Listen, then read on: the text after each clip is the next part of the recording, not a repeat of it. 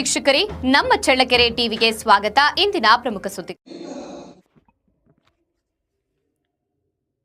ಚಳ್ಳಕೆರೆ ತಾಲೂಕಿನ ದೊಡ್ಡುಲಾರ್ತಿ ಗ್ರಾಮ ಪಂಚಾಯತ್ ವ್ಯಾಪ್ತಿಯಲ್ಲಿ ವಿಬಿಜಿ ರಾಮ್ಜಿ ಯೋಜನೆ ಅಡಿ ಅನುಷ್ಠಾನಗೊಳ್ಳುತ್ತಿರುವ ಕಾಮಗಾರಿ ಸ್ಥಳಕ್ಕೆ ತಾಲೂಕು ಕಾರ್ಯನಿರ್ವಾಹಕ ಅಧಿಕಾರಿ ಎಚ್ ಶಶಿಧರ್ ಭೇಟಿ ನೀಡಿ ಕಾಮಗಾರಿಯಲ್ಲಿ ತೊಡಗಿಸಿಕೊಂಡಿದ್ದ ಕೂಲಿ ಕಾರ್ಮಿಕರಿಗೆ ಉದ್ಯೋಗ ಖಾತ್ರಿ ಯೋಜನೆಯ ಕುರಿತು ಮಾಹಿತಿ ನೀಡಿದ್ದಾರೆ. ಕೂಲಿಗಾಗಿ ಬೇರೆಯೆಡೆಗೆ ಗೂಳೆ ಹೋಗುವ ಬದಲು ತಮ್ಮ ಸ್ವಂತ ಗ್ರಾಮದಲ್ಲಿಯೇ ಕೆಲಸ ನಿರ್ವಹಿಸುವಂತೆ ಕಾರ್ಮಿಕರಿಗೆ ತಿಳಿಸಿದ ಅವರು, ಒಂದು ಆರ್ಥಿಕ ವರ್ಷದಲ್ಲಿ 125 ದಿನಗಳವರೆಗೆ ಉದ್ಯೋಗ ಒದಗಿಸಲಾಗುವುದು ಎಂದು ಮಾಹಿತಿ ನೀಡುತ್ತಾರೆ. ಅಲ್ಲದೆ ದಿನಕ್ಕೆ 382 ಕೂಲಿ ನೀಡಲಾಗಿದ್ದು, ಪುರುಷರು ಮತ್ತು ಮಹಿಳೆಯರಿಗೆ ಸಮಾನ ಕೂಲಿ ದೊರೆಯಲಿದೆ ಎಂದು ತಿಳಿಸಿದ್ದಾರೆ.